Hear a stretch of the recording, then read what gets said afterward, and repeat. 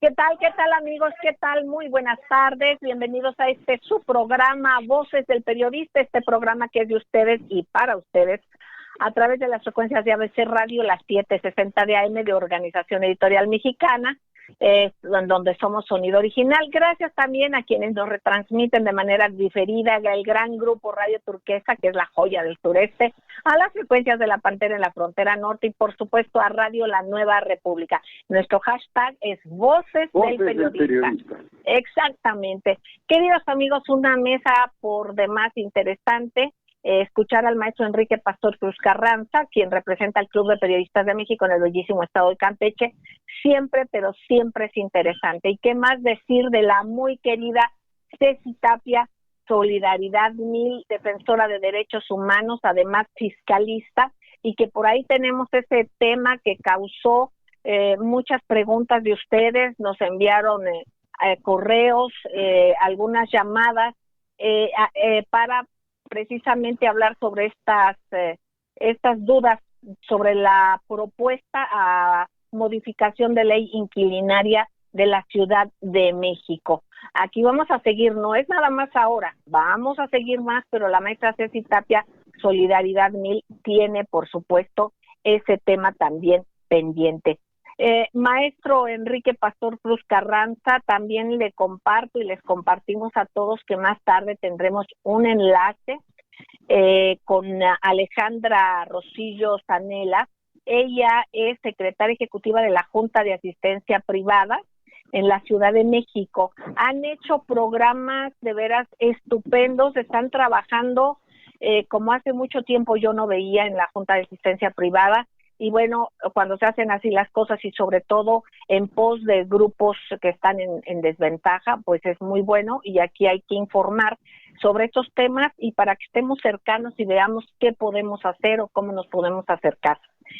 Maestro Enrique Pastor Cruz Carranza, independientemente que vamos a tocar el tema, los temas que tengan que ver sobre las diferentes lecturas, lo que dicen las redes, que también la muy querida Ceci Tapia nos va a decir, el presidente Andrés Manuel López Obrador advirtió, y ahora está en Guanajuato, pero advirtió que se podrá llegar a la autosuficiencia energética en gasolina cuando se termine la corrupción del huachicol. Ahora él estuvo y transmitió la mañanera desde este estado que está tan vulnerado y que donde se ha dejado crecer tanto a la delincuencia. Y bueno, que hay muchas cosas que vamos a comentar sobre precisamente esta visita del señor presidente. Pero aquí yo le preguntaría, maestro, los acentos sobre las IES, los puntos sobre las IES, sobre precisamente lo que tiene que ver con Pemex, porque ahí tiene mucho que ver toda la parte de la refinación, o sea, es un espacio estratégico, una zona estratégica. Adelante, maestro querido. Licenciada Celeste, buena tarde a todo nuestro amable auditorio. Ceci Tapia, un saludo ahí, maestra. Y bueno, pues sí, efectivamente, hoy en uno de los lugares más simbólicos por su actividad de refinación en el petróleo y las características junto con el estado de Hidalgo, parte de Veracruz y Puebla, donde está el famoso triángulo del huachicol, pues el presidente de la República, como acostumbra hacerlo a través de la mañanera, pues abordó este tema, el tema de el huachicol, la manera en que esta actividad ilícita de grandes utilidades no era comparable. Él lo dijo de una forma muy precisa porque además pues él es de un estado también productor de petróleo como es Tabasco. Es un tema que él conoce profundamente porque en su momento fue un defensor de su estado, de la exploración petrolera inequitativa, a pesar de lo que Leandro Rovirosa Aguade habría logrado en su momento en las negociaciones para el inicio de la perforación petrolera, pero evidentemente con una información privilegiada de todo el tiempo que él fue aspirante a la presidencia de la República y que recorrió innumerables veces en todas estas zonas, la República en su conjunto, pero sobre todo estas zonas energéticas, pues tenía muy claro el asunto de lo que es y de lo que se suscita a partir del gobierno de José López Portillo, cuando se da a conocer el famoso boom petrolero, después de los trabajos de prospección realizados para confirmar la investigación de pozos que ya estaban estudiados debidamente en las reservas probadas que tuvo el presidente Gustavo Díaz Ordaz, de manos directas de Jesús Reyes Heroles, y en donde la riqueza en las aguas someras, concretamente desde la frontera en Tabasco hasta Puerto Real en Isla Guada, pues se detonó toda esta actividad de exploración y explotación. En la zona de Cantarell, precisamente, se iniciaron los trabajos ya de perforación, inició la exploración, inició el tendido de los gasoductos y por supuesto también dio inicio el robo en escala exorbitante, a gran escala, del huachicol, del petróleo directo, desde plataformas y desde Cayo Arcas, que generó posteriormente la caída, siendo senador de la República y después de haber sido embajador de México en Rusia, el ingeniero Jorge Díaz Serrano. Y esta práctica del huachicol internacional en el Golfo de Campeche, enfrente de Isla del Carmen, pues fue una práctica que fue adquiriendo una relevancia verdaderamente demoledora, en donde corrieron miles y miles de millones de dólares, barcos que hacían fila, como si se tratara de un día de quincena en algún banco. Así estaban los grandes barcos haciendo filas, a tal grado de que se prohibió, bajo el pretexto de seguridad nacional, se prohibió el vuelo de los aviones hacia esa zona para que no se pudiera tener ni se divisara toda la actividad ilícita. En Ámsterdam era conocidísima la aportación, sobre todo para romper el bloque de costo en el petróleo internacional de la Organización de Países Exportadores de Petróleo, la OPEP, y en donde México en ese momento pues jugó un papel de esquirol para romper ese monopolio de los costos que se había establecido. Y estamos hablando de López Portillo. Miguel de la Madrid siguió las mismas circunstancias, posteriormente Salinas de Gortari, Ernesto Zedillo Ponce de León, pero donde llega verdaderamente a la cumbre es a partir del 2000, en donde se disparan los precios del petróleo y en donde después del famoso escándalo del Pemex Gate, con un exdirector de petróleos que no pertenecía al bloque del Estado de México, del hombre más poderoso en esos momentos, Juan González, estamos hablando del exgobernador de Coahuila, pues se inició este procedimiento que finalmente pues fue un factor importantísimo para que tuviera viabilidad a la concertación, la gran concertación del 2000, porque fue un acuerdo que el maestro Yuri Cerboló plasmó en un artículo verdaderamente fantástico que se llamó Los Acuerdos Inconfesables. De ahí en adelante entramos a la dinámica de la exportación, del robo verdaderamente increíble. Nosotros vimos esa manera en que se hacía, incluso en plataformas, y lo denunciamos en su momento también en Voces del Periodista, y lo escribimos en Voces del Periodista.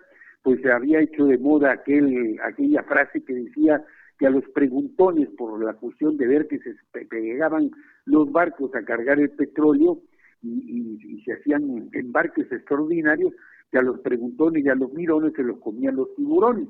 A ese nivel, en una gran complicidad. Por eso cuando el presidente dice funcionarios de petróleos mexicanos permitieron el robo, el verdadero robo del patrimonio energético de México, por supuesto, fueron funcionarios de petróleos mexicanos, fueron secretarios de energía, de patrimonio, de la Secretaría de Patrimonio y de Minas y de todas esas instancias, y fueron los propios presidentes de la República, de todos esos periodos, quienes se beneficiaron en forma colosal con lo que posteriormente fue los famosos y tristemente célebres excedentes petroleros que, si bien debieron haber sido un enorme factor de desarrollo para todas las entidades, esto fue verdaderamente patético, porque es cuando más se endeudan los estados de la República, a pesar de que recibían participaciones extraordinarias, una danza de miles y miles de millones de pesos y dólares,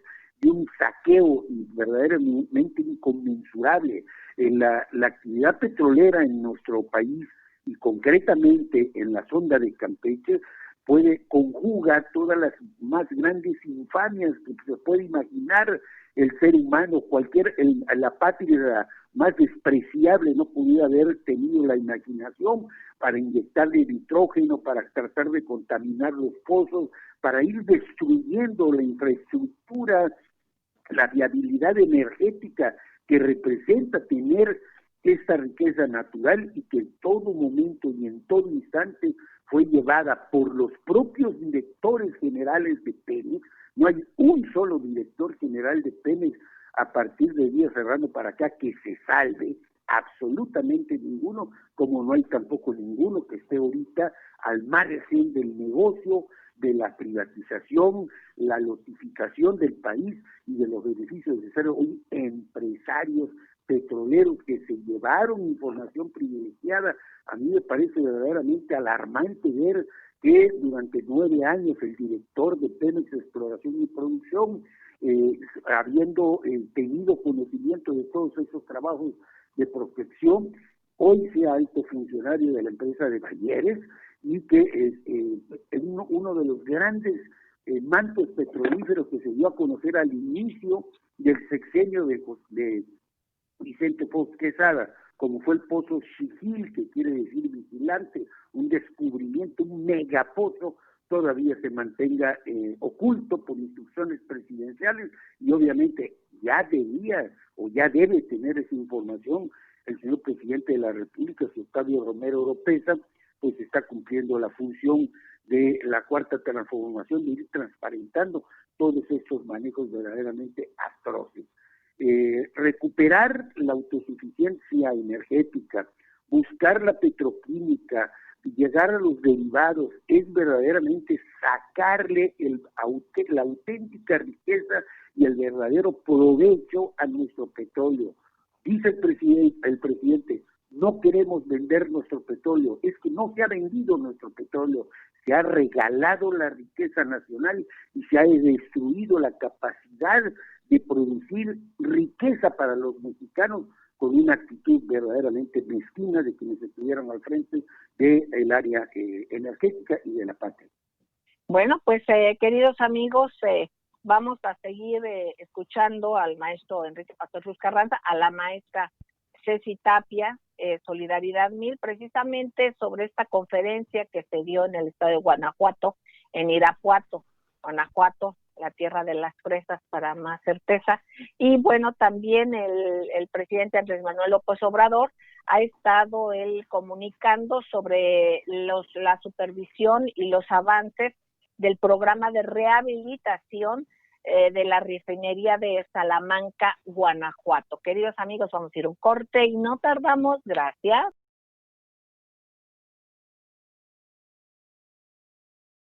Gracias, queridos amigos, gracias por seguir con nosotros. Yo agradezco enormemente al ingeniero Víctor Melara García, allí en esa cabina maravillosa de ABC Radio en la Torre Tepeyac. Muchísimas gracias, ingeniero, por tu apoyo, y a Jonathan Álvarez también por el enlace. Y estamos en esta mesa con el maestro Enrique Pastor Cruz Carranza, quien nos ha estado haciendo algunos comentarios alusivos precisamente a cómo se ha desarrollado y cómo se ha explotado, pero para beneficio de unos cuantos, las circunstancias de Pemex. Y ahora yo quisiera preguntarle, maestro, precisamente sobre lo fundamental de reactivar la parte de las refinerías y por qué. Por supuesto, también está en la mesa del análisis la maestra Ceci Tapia, Solidaridad 1000, con quien pasaremos en unos minutitos más a tocar otros temas. Adelante, maestro don Enrique. Sí, efectivamente, muchas veces se dijo, y voy nuevamente a la historia de nuestro club, de aquellos foros que se organizaron en donde se expusieron todas las tesis o se pulverizaron todas las tesis neoliberales y apátridas, donde se decía que no había capacidad de refinación, que no teníamos la tecnología, que no había posibilidades de entrar a la competencia global porque no se podía acceder a esa tecnología. Todas esas teorías siempre fueron pulverizadas con las mesas de trabajo que semanalmente se llevaba a cabo antes que se hicieran foros y mesas de discusiones en Petróleos Mexicanos. El desaparecido maestro Rafael de Celis fue contundente demostrando que en el mercado internacional era fácil obtener todos los equipos y sí se lograron comprar. Y habría que preguntarle a don Carlos Morales Gil de Pemex Exploración y Producción, porque ese chatarrero que tenemos enfrente del Golfo de México fue toda la basura que las empresas internacionales, al no tener dónde tirarlas, nos las vinieron a vender como tecnología de punta, o sea, punta de corrupción.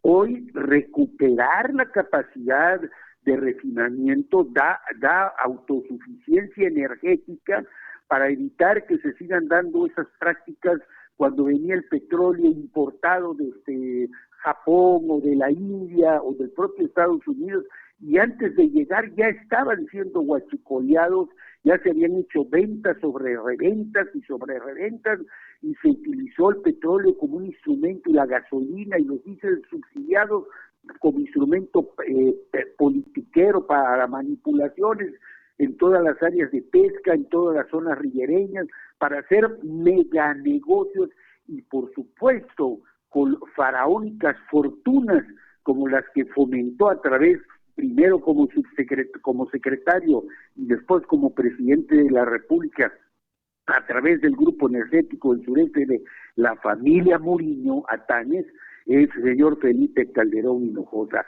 Toda esa práctica desvergonzada de rapiña institucionalizada, de robo con patente de corso gubernamental, de esa asociación delictiva en contra de la patria, se va a venir al suelo. El negocio, insisto, yo coincido totalmente en esta apreciación del presidente. El negocio no es vender el petróleo, el negocio es procesarlo, sacarle chapopote, sacarle los derivados, todo lo que puede generar la industria. La verdadera riqueza del petróleo no es el volumen, sino es los derivados que cada barril de petróleo genera en esa petroquímica, en ese Instituto Mexicano del Petróleo y en esas plantas que solo sirvieron para hacer negocios, que ahora que venga el señor Lozoya Austin, pues lo vamos a averiguar. Todo lo que se dejó morir hay que rescatarlo. Cuando el señor presidente era aspirante a la presidencia de la República en un acto político en Ciudad del Carmen, hubo la coincidencia de que había que salvar a Pemex. Hubo la consigna en el cierre de campaña de que la isla del Carmen, por ser el punto neurálgico de la actividad petrolera, ahí debía haber una lucha encarnizada, ideológica, histórica, de dignidad nacional para recuperar Pemex. Yo por eso mi admiración y mi respeto, porque como nativo del Carmen, como ex petrolero en las plataformas y como participante en esa lucha, haber visto que se concretó la reforma energética, fue un golpe demoledor, pero hoy ver que se intenta rescatar, de verdad que simula y que es algo que debemos luchar todos los mexicanos alrededor de esto, que no es un proyecto del presidente, es el rescate de la nación.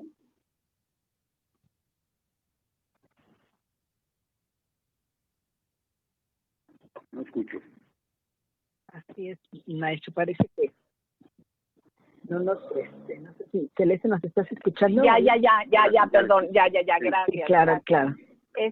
Bueno, es muy importante, fundamental lo que dice usted, maestro, y que no se nos olvide la historia, y ahora irán saliendo muchas cosas a flote, y bueno, se va viendo y se deben de concatenar los datos de los diferentes medios de comunicación, darse cuenta dónde está la investigación verdadera, dónde concuerda con la historia, y es muy importante ahora que están abiertas las redes darnos cuenta, independientemente de medios, los medios que sean responsables, los medios tanto tradicionales como de la red. Hay que investigar, hay que escuchar plural.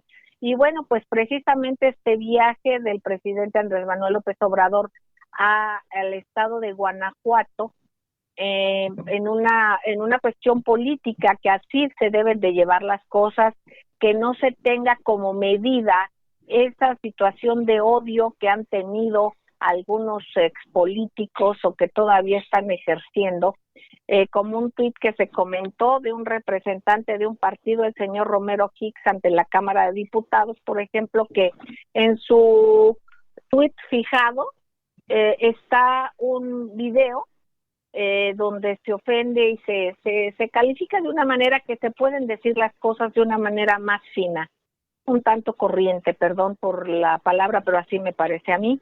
Y por otra parte, en el siguiente tuit inmediatamente pues convoca al presidente a que se debe de dar la unidad. Hay una dislexia absoluta que debemos de llevar a que termine, a que realmente las diferencias sean a partir de la realidad y las circunstancias. Aquí la estatura política, estatura de miras del presidente Andrés Manuel López Obrador se vio. Obviamente ir a los estados, él lo ha hecho como ningún otro presidente, ha sido una presidencia itinerante, y entonces en este viaje de él para Guanajuato hubo por ahí información diversa en las redes, y sobre todo es importante poner alguna visión, alguna atención sobre algunos puntos. Ceci querida, adelante Ceci querida. Pues bueno, es una buena noticia, querida Celeste. Muy buenas tardes al maestro y a todos los radioescuchas, querida Celeste.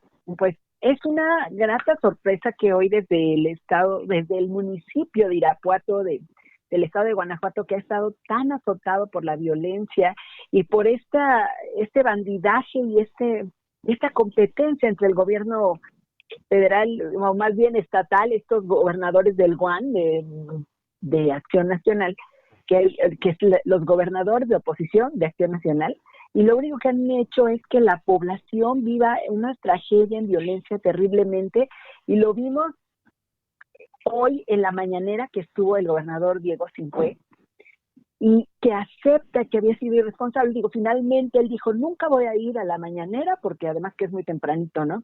Y a partir del 5 de julio empezó a hacerlo pero después de que día a día su estado ha puesto 20, 25, 30 muertos, de un promedio de nacional de 60, 65, imagínate, esto es algo tan terrible.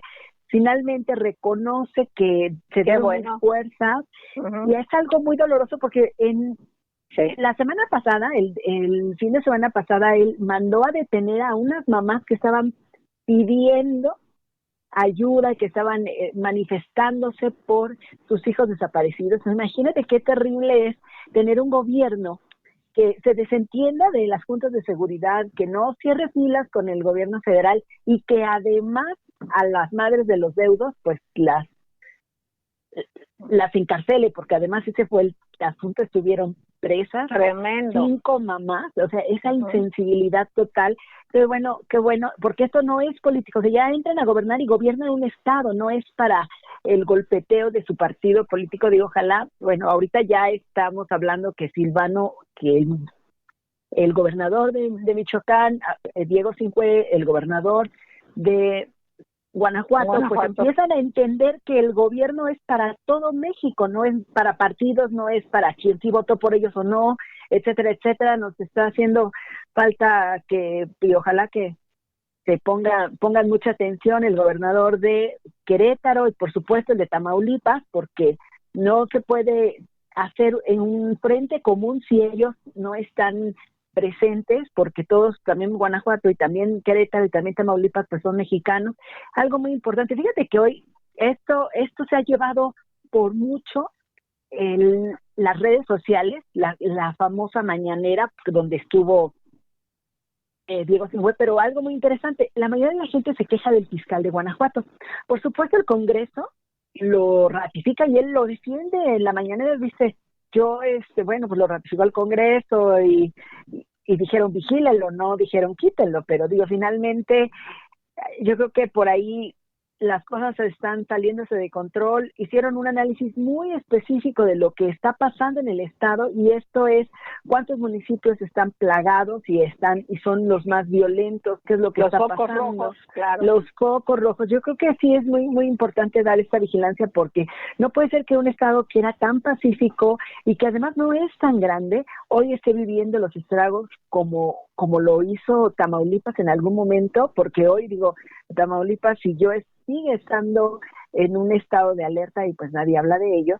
Finalmente, ojalá que pues ahora sí que el presidente Andrés Manuel López Obrador va conquistando gobernadores, desgraciadamente, y conquistando porque no debería ser así. Ellos son parte del gobierno y deberían de ser los primeros en buscar el bienestar para sus gobernados. Pero bueno, ya vendrán épocas electorales y entonces se van a poner las pilas un poco tarde, como siempre lo hacen.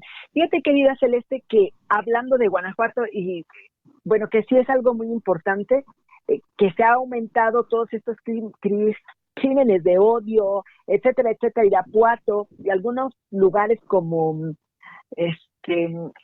bueno, creo que ya estuvo en el corte, querida Celeste, sí. No sé si... Nada más redondear rápido para bueno, digo, Irapuato y... Ajá.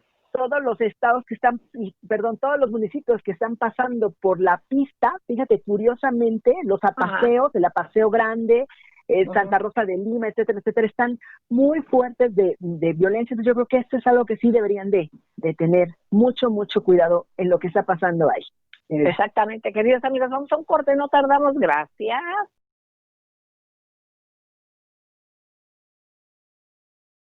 Gracias, queridos amigos, gracias por seguir con nosotros en Voces del Periodista, en ABC Radio, Grupo Radio Turquesa, Frecuencias de la Pantera, Radio La Nueva República. Bueno, queridos amigos, estamos con el maestro Enrique Pastor Cruz Carranza, con la maestra Ceci Tapia, Solidaridad en 1000, y yo quiero decirles, como se los decía con anterioridad, que más tarde vamos a tener una plática interesante con la licenciada Alejandra Rosillo Sanela. Ella es secretaria ejecutiva de la Junta de Asistencia Privada de la Ciudad de México, a compartir qué es lo que están haciendo. Han tenido algunos proyectos, ya los aterrizaron, y de todo se pueden tomar ideas. Aquí no se piense que solamente se habla de la Ciudad de México. Cuando hay cosas positivas y propositivas, hay que ponerlas sobre la mesa y hay que exponerla, y hay que ser creativos. Seguramente algo bueno se va generando más allá de lo local. Queridos amigos, Ceci querida, hay dudas, te pasamos antes del programa, y bueno, tú has estado siempre al pendiente en el club y con los correos y todo. Las dudas que hay sobre esta propuesta modificación de la ley inquilinaria en la Ciudad de México. Hay algunos puntos que no quedan claros al parecer, que está muy ambiguo, que puede ser pues de riesgoso. No sé, ¿cuál sería tu punto de vista, Ceci querida? Te escuchamos con mucha atención. Claro que sí, querida Celeste. Pues bueno, lo más importante que la gente tiene miedo, pues obviamente es de perder su propiedad. Cuando tú arrendas, porque no solamente es para ganar dinero, ahorita parte de este texto que están ofreciendo los dos diputadas de Morena, habla del derecho humano a la vivienda, porque esta es una fracción que pusieron en el artículo 2403 bis del Código de la Ciudad de México, que esa es la parte también que hay que aclarar. No es una ley nueva, no están cambiando 2 artículos y aumentando 4. Y en una de ellos, y este es muy importante, dice coadyuvar el cumplimiento del derecho humano a la vivienda de la parte arrendataria a cambio de un rédito a favor del arrendador. Es decir, yo te voy a rentar porque tú me vas a pagar un dinero. O sea, ese es el tema, ¿no? Que de ahí todos estamos muy de acuerdo, pero sí es importante que entendamos que lo mejor que puedes hacer como arrendatario es tener las cosas muy claras, como hacer tu contrato, todos los contratos deben de tener ciertas características como el precio, las características, que no haya vicios, que sepas que si tienes 3 puertas, cuando tú rentas, pues te regresen 3 puertas, etcétera, etcétera. O sea, todo lo que va a ir. Pero estos cambios sí son muy importantes, como por ejemplo, el que se prohíba, que es el artículo 2403 bis, dice, se prohíbe a los arrendadores solicitar como garantía cualquier título de propiedad y quedarse con ellos. Bueno, no, eso es algo también muy importante que aclarar. Fíjate, querida Celeste, son cosas que parecen muy sencillas, que en la práctica, nosotros de la práctica del arrendamiento deberíamos saberlo. Muchos no lo sabemos y yo digo, no estamos obligados a saberlo, pero sí es importante hoy que entendamos que esto no es muy diferente a lo que ha pasado.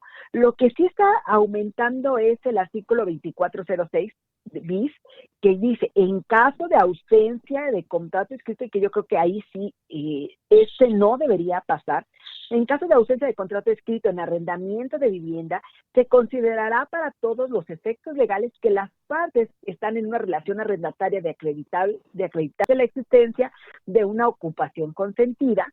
Pero bueno, finalmente cuando hablas de una ocupación consentida es que tú me hayas dejado entrar a tu casa, no que alguien, un paracaidista, porque además también recordé, pero desde hace muchísimos años hay una plaga de grupos que se roban predios o ven edificios solitos y de repente ya hay 10, 15, 20 familias ocupando un edificio. Entonces, esto sí es de un momento de estudio, porque si no hay un contrato, que eso es algo, dicen, los casos de arrendamiento de vivienda, la ausencia de contrato impedirá que pueda hacerse un desalojo aún por incumplimiento del pago de la renta hasta que no sea subsanada esta formalidad. Es decir, tú me dejas entrar a tu casa, me la rentas y yo no te pago, entonces no me puedes desalojar si no me haces un arrendamiento.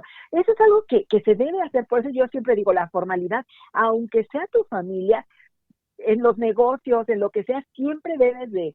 No se trata de confianza, se trata de seguridad legal, porque qué tal y también falta, ¿cómo van a poder cumplir algo que no está por escrito? Entonces sí es muy importante esto, por eso digo, parece muy sencillo y de repente también muy difícil, pero esta formalidad sí debe de seguirse. La única parte donde yo veo, porque este documento donde te dice, bueno, si además demuestras que es consentida, tú me dejaste entrar y yo no te estoy pagando renta y no es que me metí a la fuerza y te estoy robando tu propiedad, entonces yo creo que ese artículo es el único que no debería de considerar la asamblea, pero bueno, ellos espero que tengan un estudio muy, muy, muy puntual del tema, y dice, son derechos del arrendatario, y ya le dice que no le exija más de un mes de anticipo, o sea, cosas que son muy sencillas. Tú sabes que cuando rentan te piden un mes de anticipo, te dicen dame la renta y un depósito. Entonces te dicen, bueno, que no te pidan 2, 3 o 4 meses, que te pidan uno nada más. O sea, son cosas que en la práctica sí suceden. Por eso hay cosas que se deben entender como modificaciones que son importantes y otras que no lo son, que sí te pueden afectar, y otras que son algo que ya deberían otra cosa de saber. Sí, Ceci, entonces ya no se pediría en ese caso un fiador, ya no habría nada que te garantice que si no te pagan. Sí te pueden pedir fiador, lo que no te quieren es que te den un título de propiedad y te quedes con él. O sea, por ejemplo, oye, yo tengo un fiador, te firma mi fiador, pero no quisiera dame las escrituras de tu fiador, dame tus escrituras de tu casa. O sea, no, el fiador, eso es lo que te comentaba, nosotros, y algo importante que nosotros también habíamos platicado qué significa un término legal, podrá a deberá. Podrá es un término que es una posibilidad optativa o alternativa de hacer algo. Podrá a deberá es diferente. Entonces, dice, podrá ser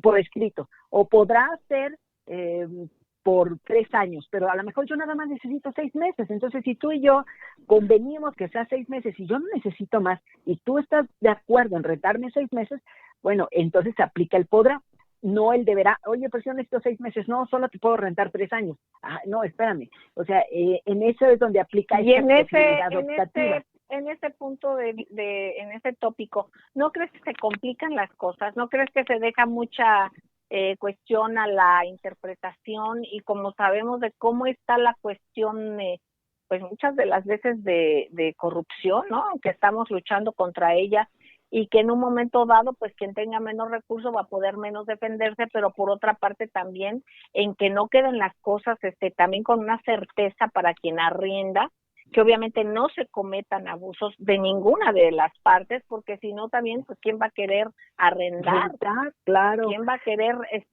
quién va a querer rentar, ¿sí? Claro, y fíjate, eso que dices sí es muy cierto, por eso, mira, yo creo que a lo mejor la modificación en donde dice que es un derecho humano, pero esa parte donde no puedes desalojar a alguien si no tienes contrato, aún sabiendo que esta persona puede estarte robando tu propiedad, eso sí es algo que no creo que debiera aceptarse. Esto te comentaba, es uno de los 4 artículos del código, que quiere modificar del Código Civil de la Ciudad de México, que todavía se llama Código Civil del Distrito Federal, pero fíjate que aumentan el artículo 2431 bis, que le llaman en caso de emergencia nacional, desastres naturales, declaratorias de emergencia ambiental o natural, así como cualquier otra situación de fuerza mayor que paralice las actividades económicas o impide el arrendamiento, el cumplimiento del contrato, podrá solicitar al arrendador, pero fíjate, podrá solicitar, por eso quise aclarar esta palabra antes de leerlo, podrá solicitar al arrendador, porque también puede decir que no, la renegociación transitoria o definitiva del contrato de arrendamiento. Pero, entonces... no se da... Ajá. Perdón, dime, pregúntame. Yo aquí creo que hay una confusión.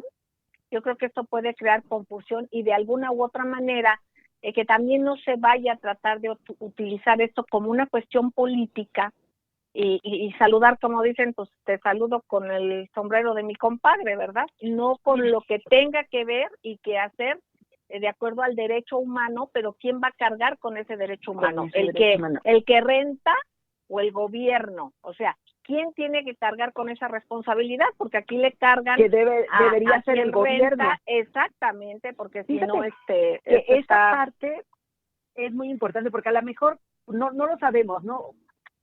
Porque esto es todavía hoy un proyecto de decreto. Pero ¿qué pasa si lo aceptaran este 2431 y dijeran, bueno, sí, pero todas las personas que se aplique el 2431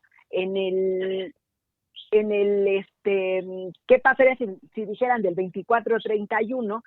Entonces, esos no van a pagar el impuesto sobre la renta, por ejemplo, ¿no? O les vamos a compensar alguna cosa, o van a recibir un apoyo gubernamental bueno, en este caso es la Ciudad de México, de lo que se está hablando, pero aquí lo que queremos aclarar, querida Celeste, es que no lo que están diciendo en las redes es totalmente falso.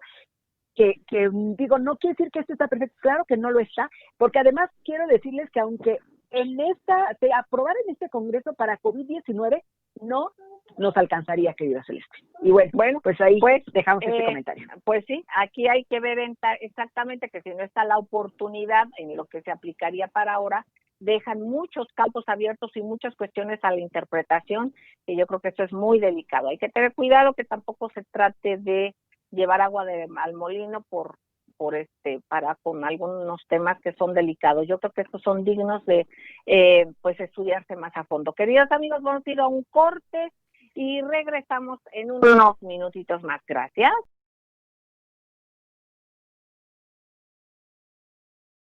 Gracias, queridos amigos, estamos de regreso en Voces del Periodista. Nosotros les compartimos que después de estar en esta mesa de análisis con el maestro Enrique Pastor Cruz Carranza, la mesa Cecitaria Solidaridad 1000, bueno, pues los tres tendríamos la posibilidad de platicar con la licenciada Alejandra Rosillo Canela. Ella es secretaria ejecutiva de la Junta de Asistencia Privada en la Ciudad de México.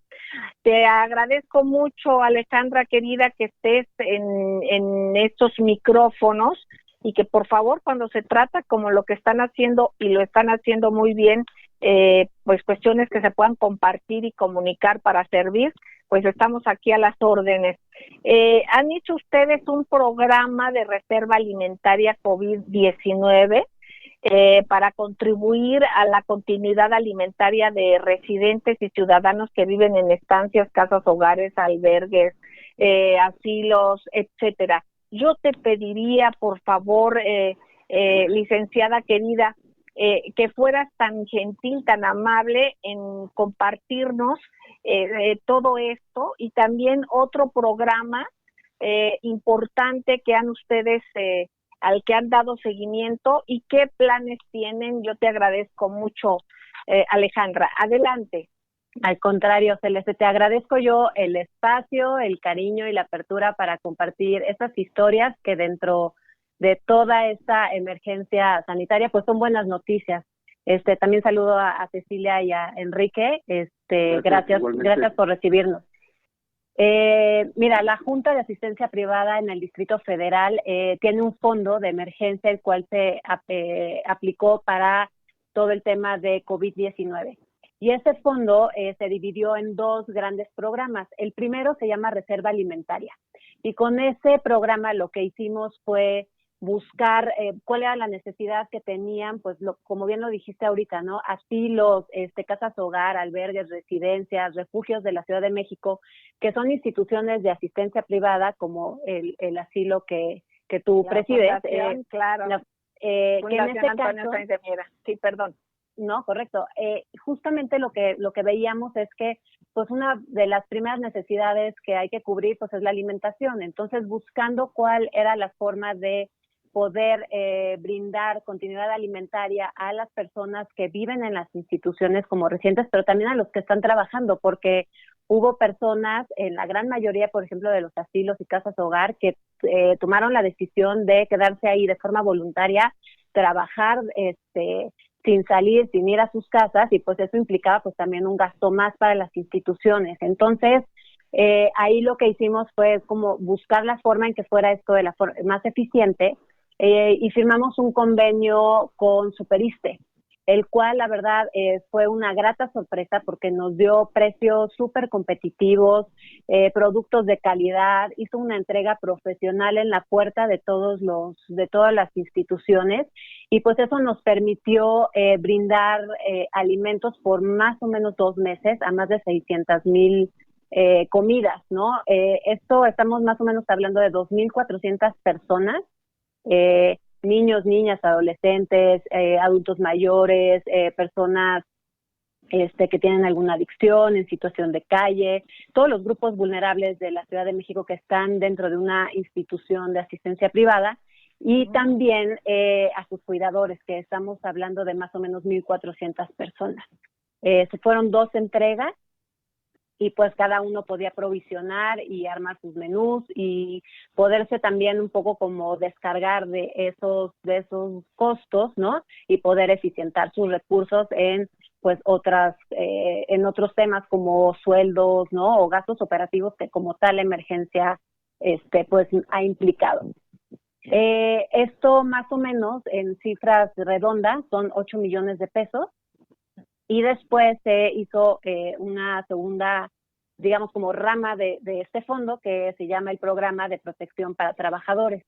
Y aquí lo que buscamos era que las instituciones pudieran comprar, ahí les dimos recursos, y pudieran comprar máscaras, guantes, equipos de protección, los tapetes, cloro, ¿no? Entonces, es exclusivamente para los cuidadores, porque pues también son fundamentales, ¿no? Para que pues puedan seguir en operación y que todas estas personas que son de grupos vulnerables pues tengan la mejor calidad de atención de las instituciones en las que están.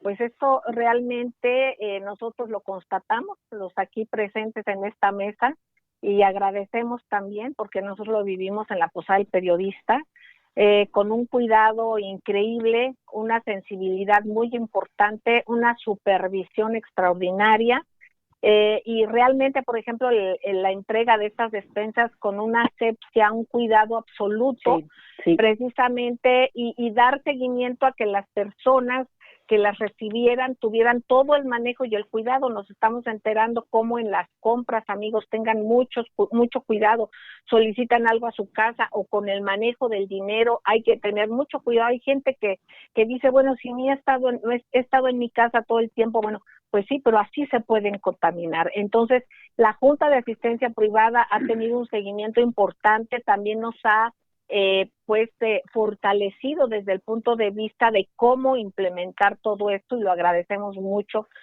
También esa parte para poder comprar estas caretas, todo lo que tiene que ver los sanitizantes y todo eso. Así es que esto está muy importante y qué bueno que estén trabajando así. Yo lo reconozco, tiene pues tiempo, siempre la Junta ha hecho cosas bien, pero hay veces que mucho mejor que otras. Nada que agradecer. No, yo sé, parte ustedes van a decir, y sí, es su trabajo, pero créeme sí, que hay quien hace el trabajo con amor, y eso es importante. O sea, que se tenga la vocación de servicio, eso es fundamental. Y pues mucho no habíamos visto esto, entonces esto se ve y se reconoce y se agradece. ¿Qué planes tienen para próximamente? ¿Qué es lo que tienen pensado ahorita? Yo creo que hay dos cosas bien importantes porque esta emergencia es un hecho sin precedentes, ¿no? A todos como seres humanos y como ciudadanos, pues, ¿no? Nos ha cambiado la vida y lo que sí hemos visto y también es de reconocer y nosotros como autoridad de, en verdad, dos cosas. Reconocer cómo las instituciones han protegido y tomado las medidas preventivas necesarias para evitar que el virus entre a sus instalaciones, y eso es una disciplina, un control y un compromiso que en verdad es loable y es un acto heroico de la gente que trabaja ahí, ¿no? Y justo tenemos una primicia para tu auditorio, que es una campaña que vamos a lanzar en nuestras redes sociales para reconocer justamente a estas personas en verdad que tienen una voluntad incansable, que están al pie del cañón, estos héroes anónimos que tal vez no se ven, ¿no? Pero pensemos en una cocinera, un camillero, un cuidador de adultos mayores, y hay una lista, ¿no? De personal administrativo, de limpieza, de seguridad, paramédicos, trabajadores sociales, enfermeras, médicos, doctores, ¿no? Sí, doctores, claro. Es una fuerza laboral impresionante, ¿no? Terapistas, especialistas, no, es una infinidad de personas que siguen ahí, ¿no? Atendiendo a esta población, a estos grupos de población vulnerable, y que en verdad pues lo que queremos decir es gracias, pero además echarles porras y decir seguimos, ¿no? Apoyándolos al pendiente de ustedes y justamente darles como ese aire que necesitan, ese apoyo, porque pues es hacer equipo y la verdad sin ellos no podrían funcionar, ¿no? Imagínate tú en la fundación, ¿no? ¿Qué harían sin la gente que está ahí cuidando a los adultos mayores? Entonces, esto está tomando más tiempo de lo que pensamos, pero el reconocer y dar las gracias pues nos parece pues muy importante y darles esa fuerza y esos ánimos que necesitan pues para seguir trabajando. Exactamente, eso es bien importante.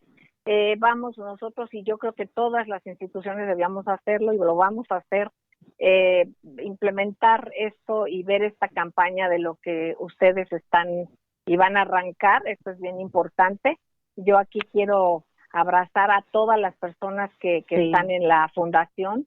Mari Lozano, que ha dado un seguimiento pero maravilloso a toda la cuestión interinstitucional.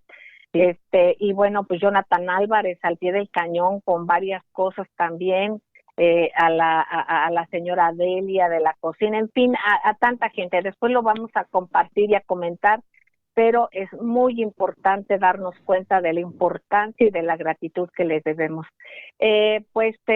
Alejandra Rosillo Zanella, secretaria ejecutiva de la Junta de Asistencia Privada en la Ciudad de México, te agradecemos, ya estamos de salida. Queremos que cuenten con este espacio, que nos compartan las tareas en cómo nos debemos aplicar, porque no solamente son las instituciones de asistencia privada, yo estoy segura que esto es un ejemplo para todos aquellos que puedan o podamos desde cualquier instancia coadyuvar con apoyar a la gente que lo necesite. Así es que muchísimas gracias, Alejandra, querida. Un abrazo. Celeste, gracias por el espacio y un saludo a todo tu auditorio. Gracias, buenas tardes. Gracias, Alejandra, querida. Maestro don Enrique Pastor, ¿con qué mensaje nos deja antes de salir? ¿Qué nos deja de tarea para nuestra reflexión? Pues que efectivamente insistiría en el tema, qué bueno que se está rescatando México, porque en la medida que se rescate México, Pemex se rescatará México y viceversa. La riqueza, la viabilidad, la productividad depende de la energía. Si somos dueños de la energía, somos dueños de nuestro presente y lo seremos del futuro. Gracias, maestro. Querido Ceci, querida, ¿con qué mensaje nos deja? ¿Sí? Pues muy feliz, querida, Mejor, porque ya está en camino. Bueno, el avión está por llegar a España por Lozoya, hablando de Pemex. Entonces, yo creo que sí es muy importante hablar de que ya esto está funcionando. Hay cosas muy padres de lo que está pasando en el gobierno, como que García Luna, Rápido y Furioso, Ayotzinapan, el hecho de Duarte también para aquí. Entonces, bueno, yo creo que hay que estar vigilando. En las que se están trabajando, claro que sí. Gracias, Ceci Tapia, maestro don Enrique Pastor Cruz Carranza, licenciada Alejandra Rosillo Sanela, mil gracias. Saludos. A ustedes, queridos amigos. Gracias. Les compartimos, Alejandra querida, les compartimos, amigos, que sigan, les sugerimos que sigan en estas frecuencias, porque aquí se escucha plural y de eso se trata, de que todos nos escuchemos y que coadyuvemos con la parte que nos toca para que México sea cada vez mejor. Les agradezco, les mando un beso tronadísimo y nos seguimos viendo. Gracias y escuchando. Gracias.